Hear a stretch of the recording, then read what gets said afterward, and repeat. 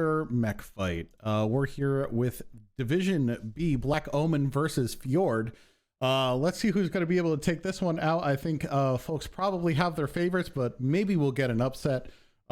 Speaking of people that are upset, just kidding. With me is Ms. Kaylee. Hey, what's up? And yeah, we will be getting underway here. We are at 4. Looks like all teams are in the lobby. So I'm going to go ahead and start the timer, and then we can start our chats here. Looking up, we're going to start with Emerald Vale. We are on that map. Yes, we are. That's a fun map.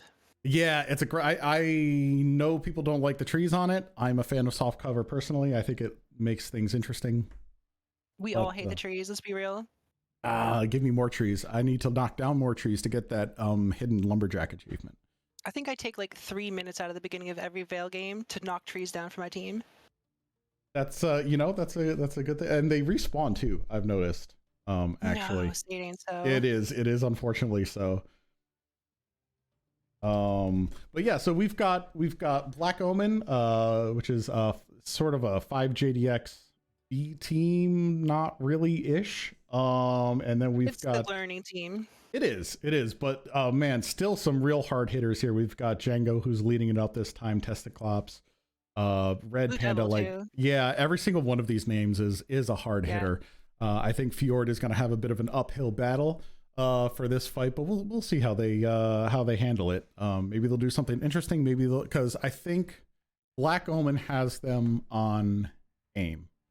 For the most part, I think Black Omen edges them out. So I think FJORD is going to have to come up with some interesting tactics to try to basically take those advantages away. And we'll see how that turns out.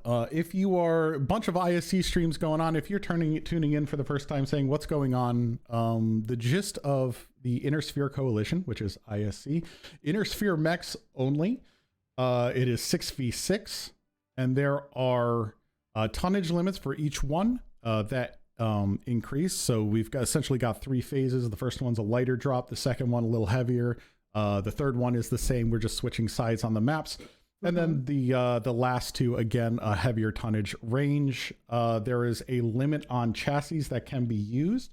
So it is 3 over the course of the whole match. 3 of duplicates. So if you bring like 2 javelins, the first one you've only got 1 to play with for the rest of the match. No legendaries are allowed. Oh, what's up? 1 hero per drop. Yep, that was my next point. Perfect. Sorry. No, don't be sorry for bringing up good points. So yeah, that is the gist of what we're going to see here. We're going to start with Emerald Vale. And probably see a little brawl going on here. What you'll generally see is an anchor mech, maybe a stalker, maybe some sort of a heavy to assault, and then a bunch of smallers. Some teams might opt for a bunch of mediums. We'll see what the choice is here. I think we're going to see Chargers. Chargers? I think we're going to see Chargers. I think we're going to see Black Knights. I think we're going to see Orions. Yeah, all good choices for those anchor mechs. Grasshoppers in there too, with the large X pulse. Can definitely make things interesting to go against. But again, the tonnage limited in this first one, and all of those mechs are really great for some of the heavier drops too. So it'll be interesting to see what the pull through is, and how many Phoenix Hawks get used in the first. Every Phoenix Hawk will get used. You know, we had one team even bring extra Phoenix Hawks. Not on the first drop. They used all 3 in the first, and then brought some. Speaking later of on. using them, though, yeah, I believe people will use most of them to hit Theta, but on capping Theta and on capping caps in general, there's only 3 you can cap. It's not like Toss. For those of you who have not seen the game, you can only cap Gamma, Kappa, Theta. Don't touch the other ones. Yes. The rule for that is touching them means you have to wipe out the entire enemy team. Don't be the person that did that. Don't bring an extra hero mech in a drop. Yep. And those caps, you'll see a lot of. Well, I'll be interested to see what these teams do. I expect 5J to use the caps. Well, I'm not. I think FJORD will as well. They're a pretty smart group. But a lot of teams in this tournament will ignore the caps because it is only 3 cap, and they just want to get on the kills. But those caps are so crucial in pressuring the other team to do what you want. You don't want to be the team that has to push. Like that's just a bad time. I hope this is coordinated and not like a double scoop of dog shit Sunday. Tasty. Reminds me of the Gen 5 Bean Boozled or Gen 4, whichever it was. Yeah, let's not get Bean Boozled here. Awful. Don't step on the wrong shit. Yeah. All right, let's see. Are we... Yeah, we're on the move here. Looking at Fjord right now, we've got 2 Javelins, 2 Thunderbolts. So they went a little lighter, choosing to have essentially 2 Anchor Mechs here with a fire starter, and then a Blackjack Arrow. That's going to be their Anchor Mech. We're seeing basically 8 small pulse on the fire starter, mediums, X pulse on the Thunderbolt. An interesting is that player unknown with an interesting build here for the Blackjack with 1 large X pulse, 2 medium X pulse, and a bunch of heavy machine guns. That is an interesting build, and I think the Javelin's pretty standard.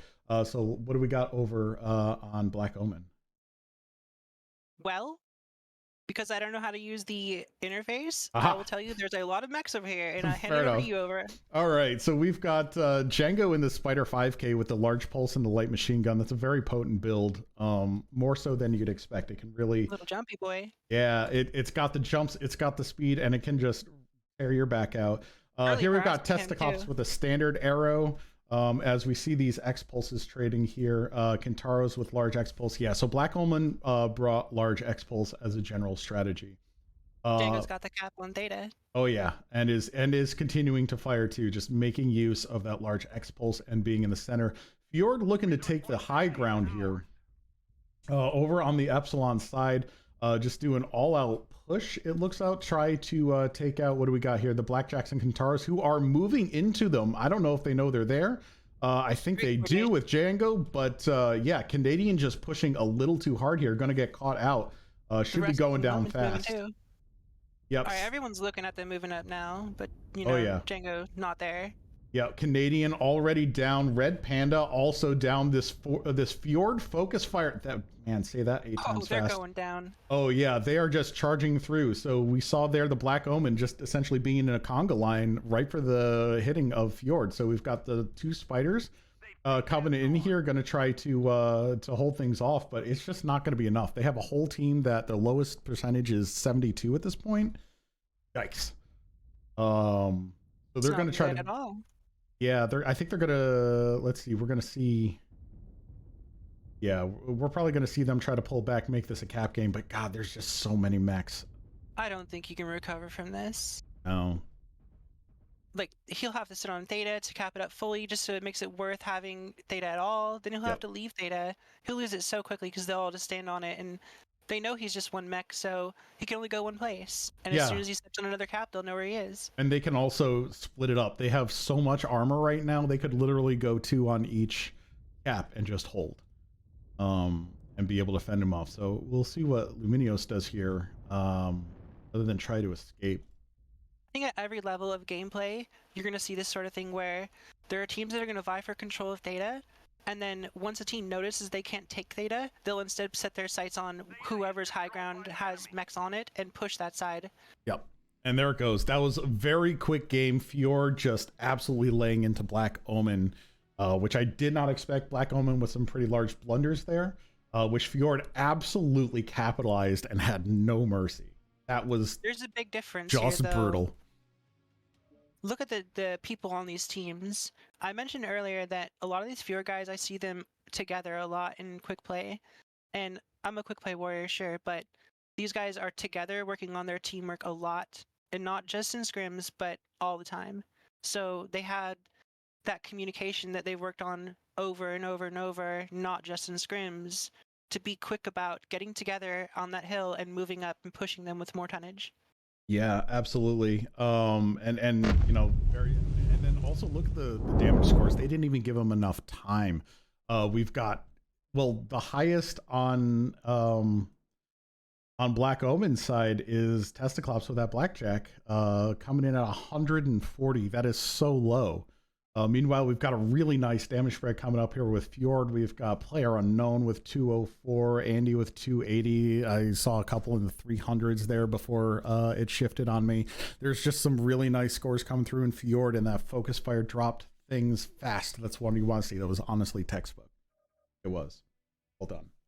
All right, Nice. so we're going to move on to Series here. Series Metal Scrapyard, a new map to comp, getting its premiere this week. We are not swapping sides for this one. Yeah.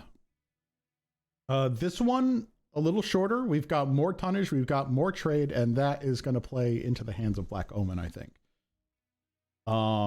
I think there's some really nice receive stuff, and it can be really tough to push. That being said, there are some wonderful paths you can remain absolutely hidden on here. And Fjord, if they want to pull another push like that, ooh, it could go just as fast.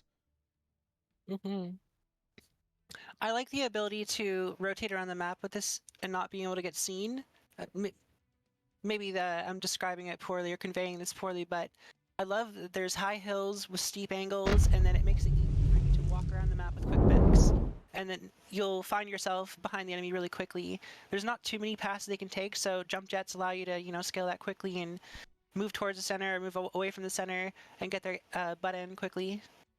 Yeah. I was playing against, I think it was a 2D20 team that, God, they had a light mech that just totally went around us, distracted our team, and then all of a sudden there was like a huge ball of Crusaders behind us, and we had no idea.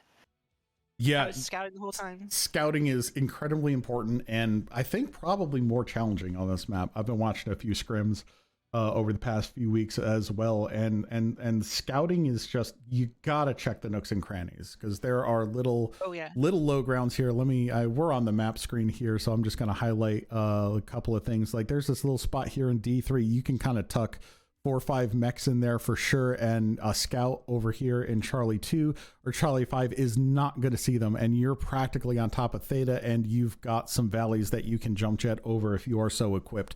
It makes it such a dangerous spot, and there are just a number of spots that scouts have to physically look. It's like a checklist. Checked here, checked here, checked here, checked here, and all the while just keep watching. This is a challenging map to scout. It's not like Solaris, where at the center here all of the largest buildings are located. There's high, steep angles all around the map, everywhere. And yes, there's angles that are lower too, meant for peeking, but you can move down lower in the lower ground and get around people, and then show up behind them for a brawl and pinch people. And sort of on the converse of that, there are many places to push. There's just a lot of high ground that actually has sight lines to each other. And if you're smart about your movements, like when you need to ditch, you can receive so well on this map too. But you need that scouting. They cannot be on top of you when you start to think about it. That's the other thing. Like if you're going to receive, you gotta spot that push earlier. It's just going to be too late. Essentially what happened on Emerald Vale, but a little more impactful even. This B3, B4, C4 side here, these mountains have like some extremely good deny for the approach in this D3 pass up to Theta. If people try to peek these hills here, this all has great vision going across the D3. So you can't just like walk straight up to Theta with all of your tonnage, because they're not too far off of just being on the C4 hill and shooting you as you walk up. Yeah, and it gets harder if you come around the outside, right? If anyone's got to cross over the middle, that's where those receives lines are. But there's so much high ground, even like you can extend that line around if you need to. So if you've got team 1 pushing up here on the 4 line, just rotate around and you'll have those sight lines across to them as well. So it's good. Honestly, I like the map. I think it has some really interesting stuff, but both teams are locked. Have a repeat performance on that absolutely brutal push on Emerald Vale. Let's see if they can repeat it.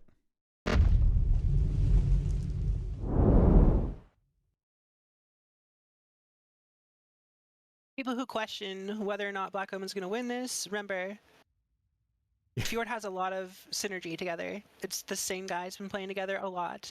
And yes, there are 5J guys who've practiced together a lot, but a lot of these guys are new to 5J.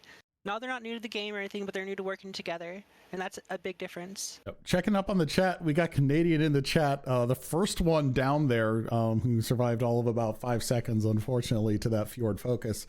Ooh, I like that, actually. That's what it is, the Fjord focus fire. But yeah, that is what happened. They managed to get the sneak on him, and it was absolutely devastating. So we'll see if they use that terrain as we load in. I am in between both teams. I think I'm closer to 5J, so I'll go check them out real quick. They've got a Dervish Zeus, a couple more Dervishes, and catapults. This is reeking of an SRM brawl. Let me just get a couple of checks here. I'm seeing Stalker, SRMs. Crusaders on the other side. Phoenix Hawk and the New Zeal. Yeah, so that says to me, so our Phoenix Hawk Zeal, interesting choice for the scouting. Not that it's bad, just not one that we see a whole lot, but that can carry a bunch of firepower. What are we looking at? A heavy PPC and a light PPC on these Crusaders, a large pulse and ER med. So that's a mid-range stalker. So looks like we're really looking for a mid-range, probably receive here with the stalker as an anchor. So that Andy and that Uziel is going to push up an artillery in the Phoenix Hawk, just going to try to scout the side, see if they can find a push. But Fjord, man, Black Omen is moving fast. I don't know if Fjord's going to quite be in a good position in time. It's going to be close if Fjord decides to push over, which it looks like they're just going to go right over the Theta Hill, a direct route straight on, which is fast but spottable, and I see no evidence on Fjord's side that they've spotted anything. In fact, they've got a mech out at Kappa capping to apply that pressure. There we go. And they've spotted the brawl. Daishi and the catapult taking a few PPC shots. This is very much in the favor of Black Omen's push if they can get in range quickly, and they are very close. This is very Django of you. If I had to say, this is very Django. A lot of PPCs, pop-tarting. He wants his team to soften them up, and then as soon as they get into brawl range, just all CT. Yeah, unfortunately, Django's on the other side of this one, so Django knows what's up. We're going to go after Viper, and the Stalker, I think, is going to come up first as Django and Red Panda come around the corner looking to find some focus of their own. The Revan... the red lasers. Looks like they might be going legs. It's a little hard to tell. They are going legs. I'm not sure where the focus is here. Yeah, it looks like it's on the Revan. We need to get more of the Black Omen team in here in order to see that. The Revan goes down. Artillery Hamster goes down. Yep, there goes Viper Canadian. Now we're just trading in the brawl. Iron going down. Andy and the Uziel just kind of sitting out here. A great spot, yeah. Oh, yeah, just farming that damage with those light PPCs and MRMs. That's the Belial. I didn't even look at that build. Yeah, that's the Belial. That's actually got a really quick rate of fire on that. That's kind of nice. Player unknown in the Crusader fending off 3 on his own. And just getting absolutely decimated there, unfortunately. But there's nothing you could do against those 3. And we see essentially a reversal, a brutal brawl push from Black Omen into Fjord's setup there. They tried to Django the Django, it just didn't work. Yeah, and there we saw, I don't think Fjord had the scouting on that. I don't think they saw that push until they were on top of Theta, which is like probably, what, 200-300 meters away from their line, and that is too close to begin whittling an SRM brawl push down. Just gotta, like I was saying, this map, you can hide in so many crevices, or I guess just go over the center, and it's hard to scout. And that is probably the most important thing we see there. Something that you can also take away from this is that Fjord left all their scouting to be done, I guess, after the fight had started. And I think that's a good thing.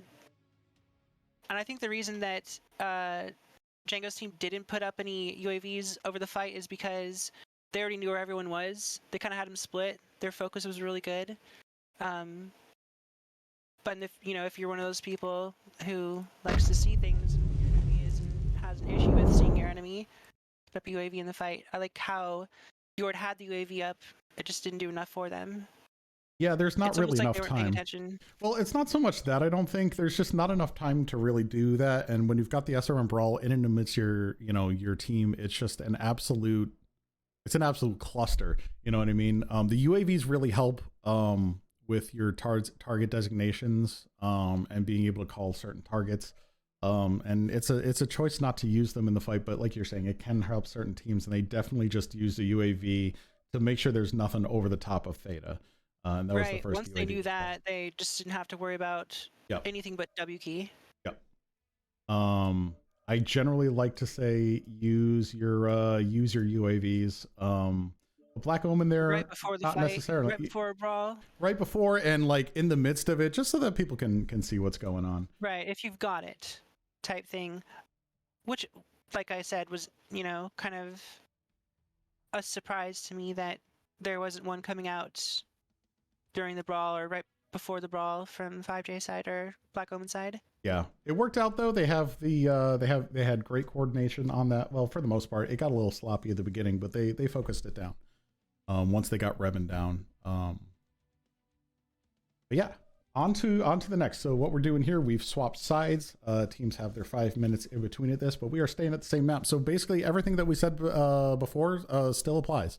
And everything that we just watched. Here's an interesting part. I like these tournaments where they have you swap sides and play the same map, because sometimes you'll see teams have different strats for different sides, or you'll see maybe they'll take a little bit longer to ready up, and you can tell that they're really thinking about it, and they alter their strat, which is often not a good idea to alter your strat last minute. But sometimes if your strat just got beat so hard that you need to sort of go back to the drawing board and figure it out, and maybe you were going to trade, but this team is going to brawl now on this map. Now you can kind of turn the tables and have something to counter them. So a learning opportunity in the middle of the match, basically. Right. So where do you think the teams are going to post up before fighting over Theta? Do you think they're going to go straight to Theta like Black Omen did? Or do you think they're going to sit on the hills and kind of try to do cap denial? So I don't know. We just saw FJORD try to do not even really a cap denial, but almost a receive, but without the scouting, or rather without the necessary scouting. They had the scouts out there. They went to go to cap, and Black Omen said, "Perfect. That's a mech that's out of the fight for a few seconds. Let's go." I would say it's more of a receive. Yeah. Because they had the UAVs up, but they didn't do any scouting, so there was no control. Yeah, and that's it. Like, if you scout, you can get that control. You can set up your receive. I would love to see FJORD try it again. Just set up on the other side of the map, set up those ridges, and really just hone in their scouting. Black Omen, if it ain't fixed, don't break it. If it ain't broke, don't fix it. There we go. Jeez, someone clip that one. But yeah, I think they do the same thing. For that reason, it just worked so well. But hey, we're gonna launch into it. Both teams are ready. We'll find out. All right, Autobots roll out. Let's see. Let's use this loading time. Check up on chat. Yeah, nothing new since the Canadian. Oh, hang on. There's buffering going on there. Let me check my thing. No, we are still going on my end, so that's just something up with my preview. Hell yeah, go Andy. I agree with you, Bumblebee. I was excited to see Andy too. Surprised not to see RJSC. Maybe they're just holding him in reserve. In that little back For pocket. you, any shitters showing up to the show now. We're on our third match series. It will go back to Caustic, I believe, after this. Caustic? Yeah, Caustic. And then after the first Caustic, we'll swap it again. It'll go the second round of Caustic. Yeah, so we're looking at 2 Phoenix Hawks, 2 Victors on the side of Black Omen here, with Hatchetman, which we saw great use during CS23. All pretty standard meta builds here. SRMs on the Tin Man, and those Victors are heavy Gauss Victors, so that'll be interesting. Just delete a mech tactics. Over on the other side, we were looking at a Battlemaster, some Dervishes, another Battlemaster, and Firestarter. Getting that in there. There's our Scout, Artillery Hamster on the Scout. See what we got over here. These could be SRMs and medium lasers. Yeah, I think that's where where's our red team. Yeah, medium X pulse on those Battlemasters. Yeah, this is a push on side of FJORD here. Quick early UAV up to the right of Theta. Yep. And I guess they're expecting a rotation. Yeah, and rightfully so, but we're looking at artillery hamster here. I don't know why Iron and Viper are holding back. Shred Revan and Andy just have this nice little pocket. This is one of those ones where you can tuck a few mechs and it makes it very hard to scout. I think they're just, yeah, I think they're just waiting for an ambush here. I think they're expecting a Black Omen push, but they're really set up to receive. So we've just got a standoff here that's happening.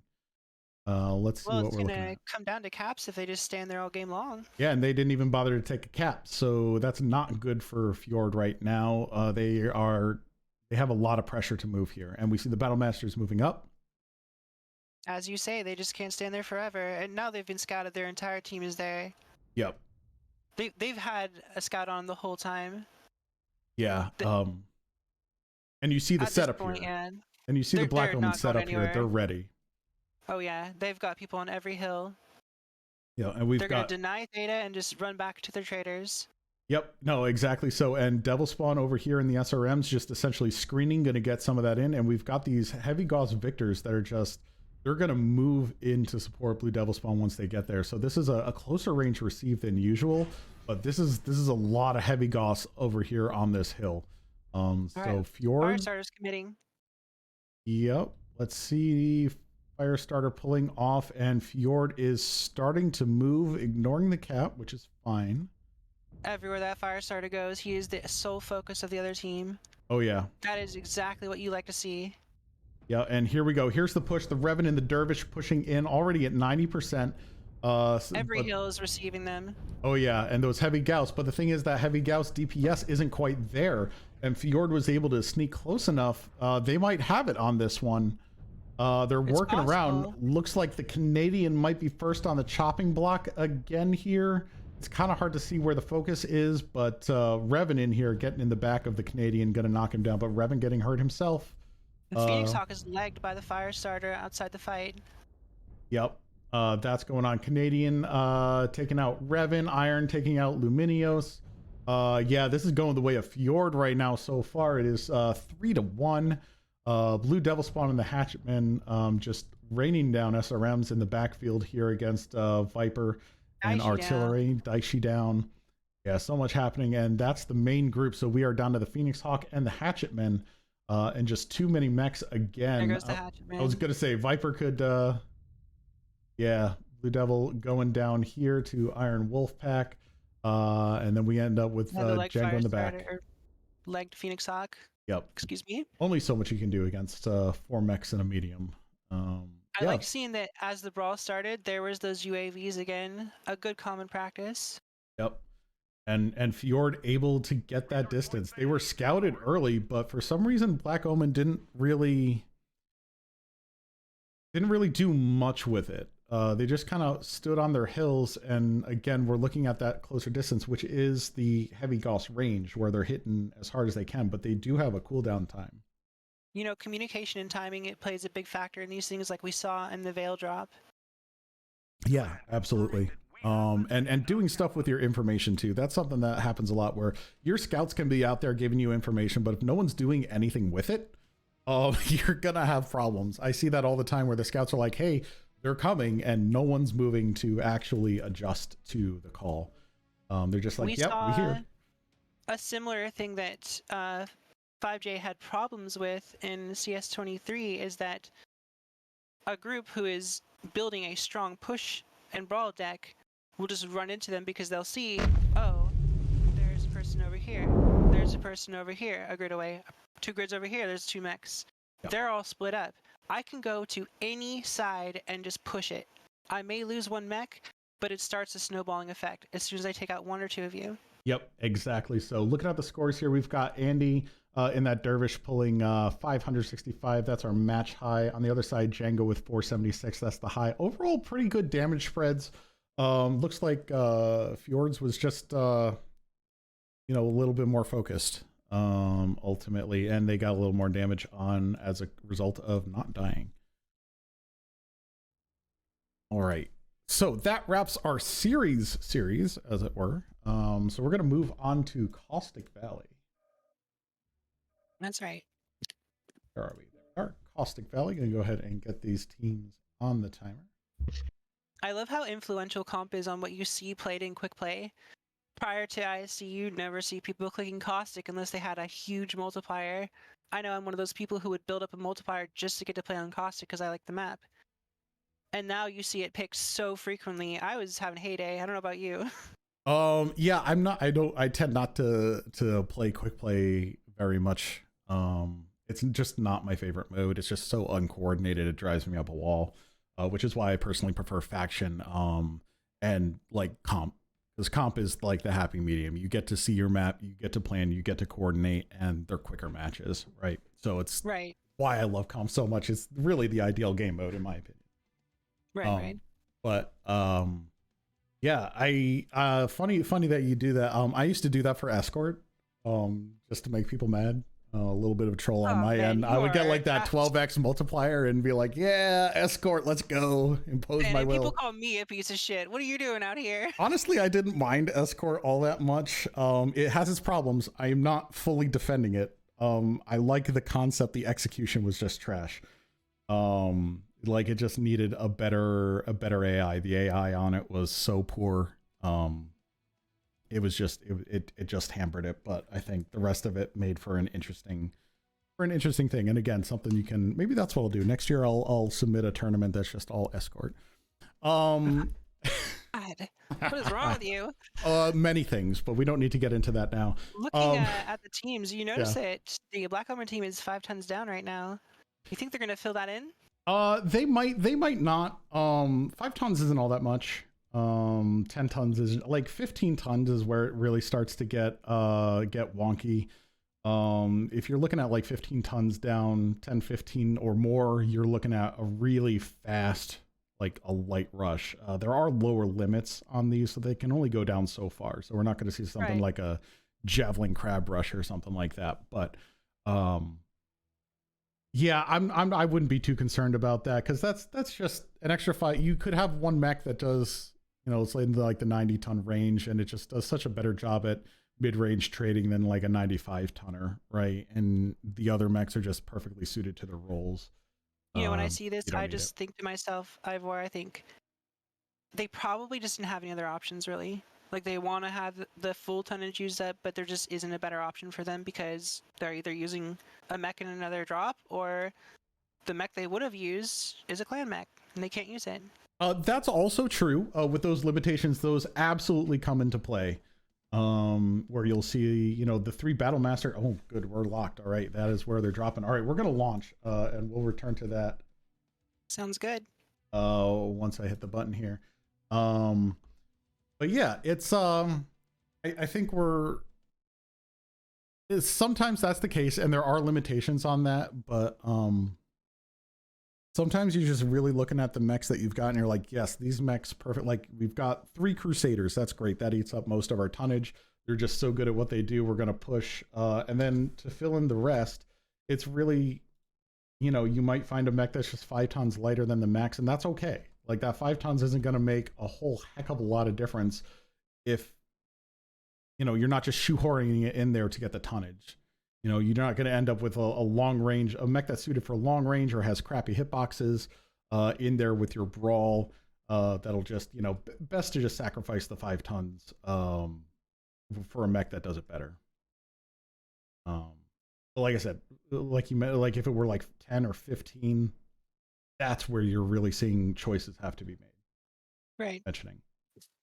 All right, let's see. Looking at chat. Lush's Balzac says, "Goddamn, good push, Fjord." Agreed. Yeah, agreed. Bumblebee, Fjord really have a good showing. FJORD. Natrid. Great stream. Enjoying the broadcast. Thanks. Oh, no, thank you. All right, we're in here. I'm on Black Omen side. We've got Stalker, Warhammer 6R. I want to see the build on that one. Peeps, ER large on the Stalker. So yeah, it looks like we've got a Corsair with our ER large Gauss and the Stalker with the ER large. So yeah, we've got largely a trade. Black Omen choosing to take forward positions on this map, and actually I think it's the other side. There's some really nice high ground positions that you can take to just receive. Meanwhile, on the other side, we got Flea and Phoenix Hawk, who are already there, involving themselves with the Vulcan. We can take a look at that. Early Interesting PC mix. trading. Oh yeah, and the Phoenix Hawk. And you know what? I'm going to take a quick look over here. We see Fjord over here with player unknown in that Banshee with the ER peeps and another mix. What else is over here? Another Banshee. Yeah, so they're using the PPC trading on the Banshees over the ER large. So we'll see how that works out. 5J is elected to screen for any mechs pushing past data and just gave up data control. So now they're going to look at trading and hoping their traders win. Yeah, that's what it's going to come down to. They do have Kappa, so the bleed isn't as bad as it could be. But if they could slow that down, it'd play into the large laser trader even more. What do we got going on here? Daishi very far forward and very pickable and continuing to move forward just in opposition to his team. That's super dangerous here. If Fjord catches wind of that, he could go down real fast, and then that's a lot of fire off the field with this strategy. Luminios and the Corsair laying into it. Ultimately, I think Black Omen has the build to counter this strat. Right now I'm favoring them based on what I'm seeing, and you can actually see the health numbers over there on Fjord dwindling to these lasers. The PPCs are great, but more for Pop-Tart than really this long range stand in the open trading, which the large lasers are more suited to. So we'll see how that works out. Player unknown One here. thing I've noticed. Yep, Oh, go ahead. Go ahead. No, you.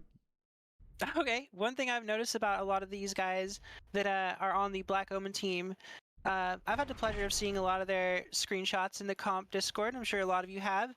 A lot of them play a lot of traders. A lot of them hit hard on these traders. A lot of them have very good aim and have practiced this a lot. So I think this is where you see them shine a lot in these sorts of scenarios where they're playing what they're used to. Yeah, I would agree. We talked about it earlier on, where just knowing that a lot of these players and the sort of the 5J strategy in general really favors trade. Revan just getting hammered from every direction here. I know I've been focusing on him a bit, almost to the exclusion of anything else, but he's just catching it from every single angle. He's just in a bad spot. And XL as well. XL Battlemaster up at the front.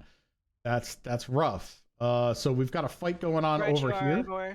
The Flea and Phoenix Hawk really just trying to take the Stalker and Warhammer down. This is great movement by Fjord, just trying to disrupt this corner. But Django coming up here with that Vulcan. Django's movement is so unique. You don't see people jitter move like he does, at least not with the aim that he has. Yeah, definitely true. And he's all over here fending off the lights and getting shots on Andy's Stalker. So we're really just kind of trading down here. Fjord just losing armor, hand over fist, or I guess blue laser over blue laser. Yep, there's our theta flip. And ultimately, we've still got a lot of time before that becomes an issue. Usually, I think the rule of thumb is somewhere around 400, 450 is where you really need to start worrying about your caps if you've been sitting at a 2-to-1. So they're able to just push off, suppress those traders, and flip that theta. So yeah, here we've got Andy is halved in this ER large and rocket launchers. Interesting choice there. Just having a hard time trading against. The Flea is returned to theta, flip it back into air control so they can remain at a cap lead. And they escaped. They got it. Damn, good job. Yeah, that'll flip back here momentarily. Though, I think ultimately Black Omen has established dominance over the center for the most part. Here we've got player unknown smacking down a few UAVs to help out. Just really at a long range, and that open CT is going to make him play conservative. Over on this corner of the map, we got so many fights going on. Kill. Yeah, all right. So here we've got Red Panda trying to sneak up on Iron Wolfpack, who's still pretty fresh. Artillery Hamster going down there. That's the Phoenix Hawk over on the other side. Iron Wolf with just over focused. Well, I was going to say it wasn't very. It was all over the place, but now his CT is open. Red Panda just laying into it. Marquis in a really beat up Flea, just trying to get around here, but I think Red Panda is going to take him out. Meanwhile, in the background, we saw Django take on yet another kill. Is that 4? No, can't be 4. That's 3. That is 3. Only 3 are dead. So he's got all of the kills in any case. What's happening over here? We've got the Black Omen traders still trading there. The Marquis Flea goes down. I am missing someone here. Yes. Player unknown holding in there. That's the one I'm missing. So Right. we've got Wolfpack over here, player unknown in the back, just kind of laying low. Let's go see what our player unknown's up to. Where is that guy? He's over Oh, on the here south he side of the is. map. Yep. Over by the water. Yeah, still with that open CT, now an open side torso, just remaining to trade against the other Oh, team and finally going down. tried to twist, but wasn't it? Yep. Well, it took out both of those torsos too, so there's, twisted, I think maybe the wrong direction there, but was able to hold out a little bit on the trades despite being cored for most of that, and we end up with a Black Omen win. Oh, it's coming down to the wire. It is currently 2-2, so can't get any closer in this. Let's take a look at these damage numbers. You might want to grab the API. Yeah, I got that one. That's all right. They'll figure it out. Yeah, so we're over here on Caustic Valley. Let's see. Our scoreboard should be at this point. FJORD. Looks about right. Yeah, so taking a look at these, we've got Luminios at 500 damage. Iron Wolfpack pulling up a 500-ish damage as well. It's just, you see the damage numbers, though, overall. Player unknown at a respectable 407, but the damage is so much higher on the Black Omen side because they were just able to lay into that with those lasers. The PPC is great for ducking. Not sure if you're just overexposed, but again, as we mentioned before, just really plays into the Black Omen playstyle to have those traders there. So Absolutely. what we've seen so far, FJORD, great on the brawl. I would like to see them push. This map is very pushable. I think they can do it. This is a hard side to do, though, this one coming up. FJORD have been successful in their pushes so far, so if they do it again and they stop trying to play for control, which they have not succeeded in, then they might actually win. There we go. Okay. Great. Starting timers.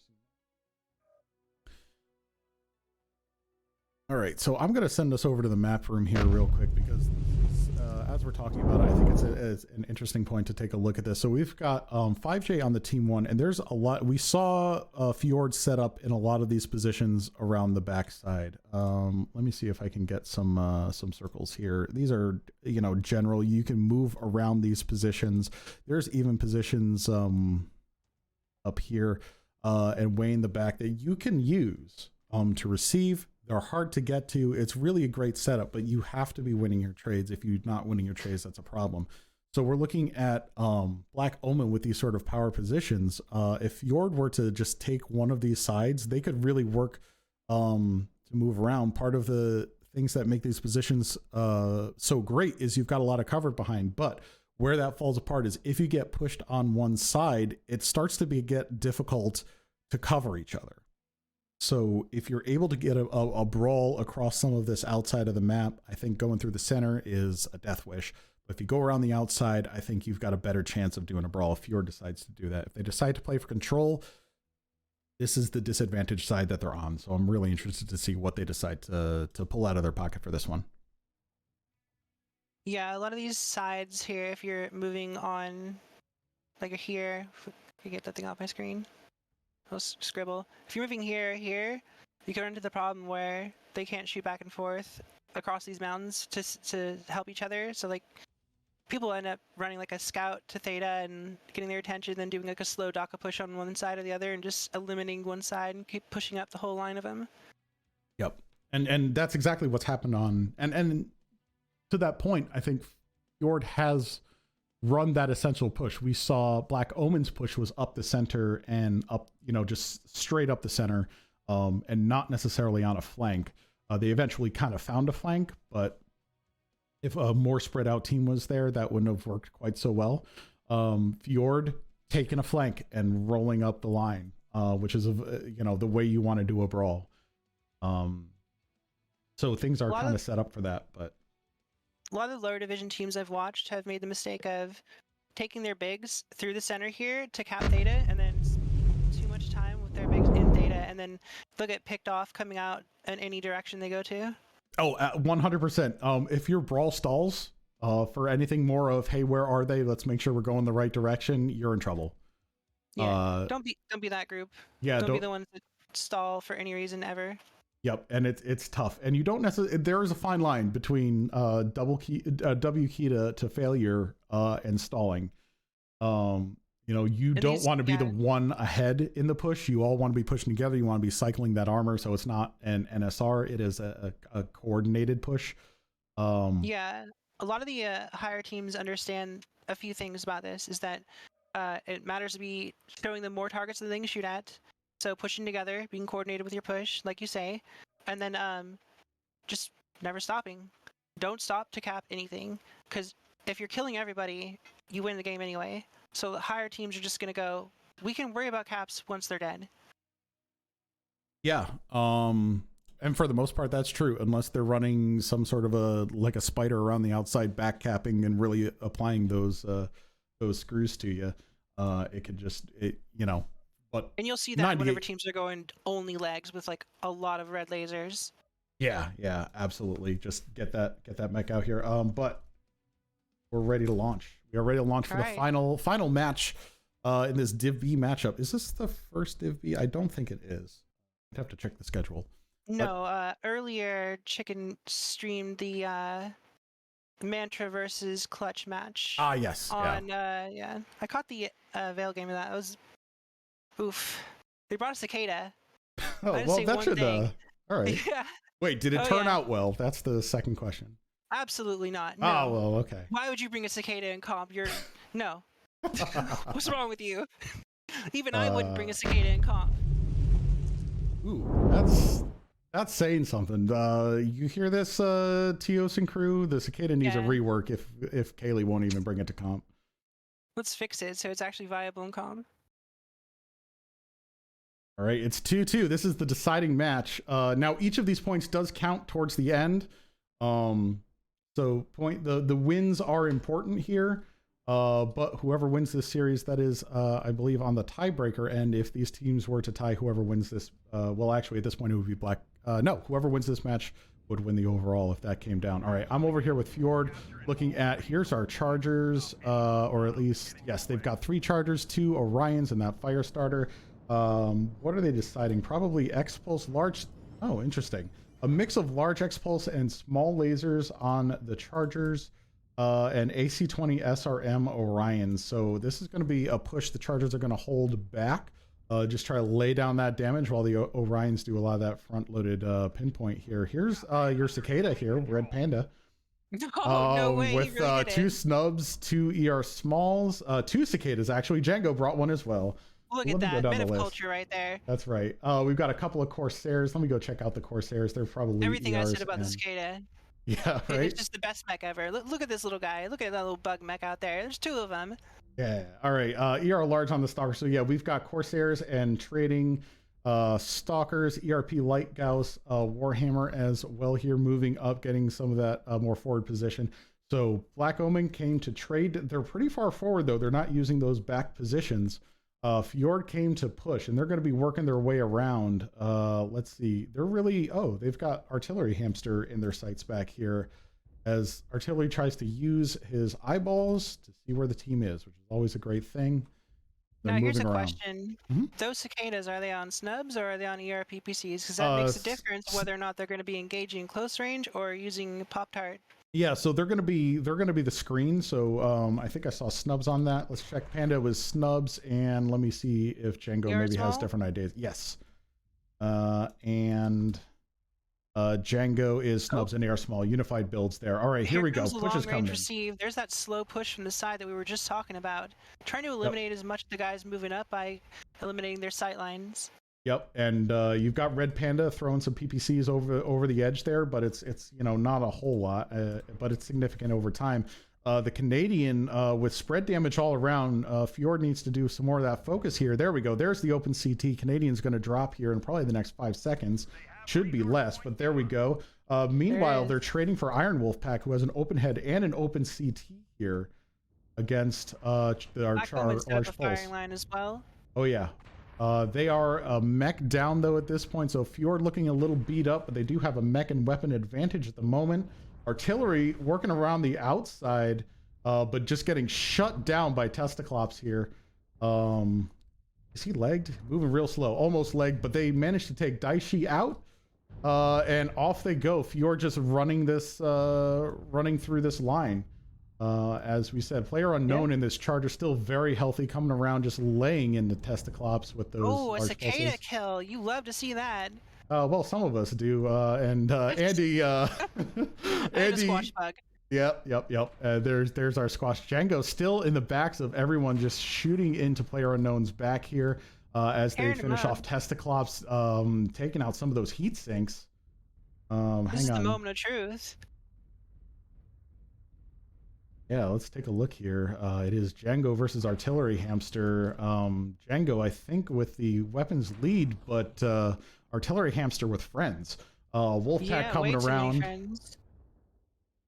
And Django, just as you were mentioning, that sort of jank step really held on there, but they got his legs. Like him. But yeah, well done on Fjord. Fjord pulling this one off. Just by leaning into those strengths. Well done on Fjord. Let's take a look. You know what's surprising to me about this is that bringing 2 cicadas that are going to have roughly 337 range snubs, I would have expected them to have screened the side, their weaker side with less vision more, but they went to their right side, which actually had better vision from their for their traders to begin with. Yeah, and they used them very well in the backs of the pushing team. Hang on, this is not correct. 1 second, let me refresh the scoreboard, see what's going on. If they had screened that left side with the cicadas, I feel like they probably would have done a little bit better. I don't mean the cicadas themselves, but I mean the team as a whole. That Warhammer went down so quick. Yeah, they had great focus coming around that corner and just made it die. Hang on, I'm trying to get the scoreboard correct. It is refusing to update here, but wow, all right, cool. Come on, scoreboard. What's happening here? There we go. That should do it.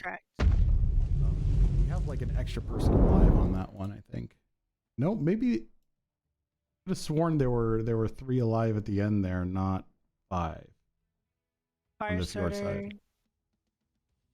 Yeah, Daishi was not the only one to go down. Player unknown was in the match. So yeah, this scoreboard is not, it's just refusing for no reason. Let me see if I can do something a little more. There we go. There's the update. All right, here we go. Looking at the damages, we've got Andy and Iron and Player Unknown with a nice respectable 400 as well. Very consistent Player Unknown there. So yeah, nice damage spread around Fjord. Looking at Black Omen, we've got a bunch of 200 damages there, and Django and Luminios pulling up the 400 plus scores, the high scores on that team. One of the cicadas with some nice damage there. JP Django, as we mentioned. So yes, well done. Yeah, so well done both teams. Thank you, Kaylee, for casting. For co-casting. This is Ms. Kaylee's premiere on the co-cast, so we hope to hear more. It was a little rocky. Yeah, I know we butted heads because of my timing a few times there, but I no, you're you being, good. Graceful with me. The only rocks I saw were here on Caustic, so we're fine. But yeah, so catching up on chat real quick before we go. Yep, nothing particularly new on that. So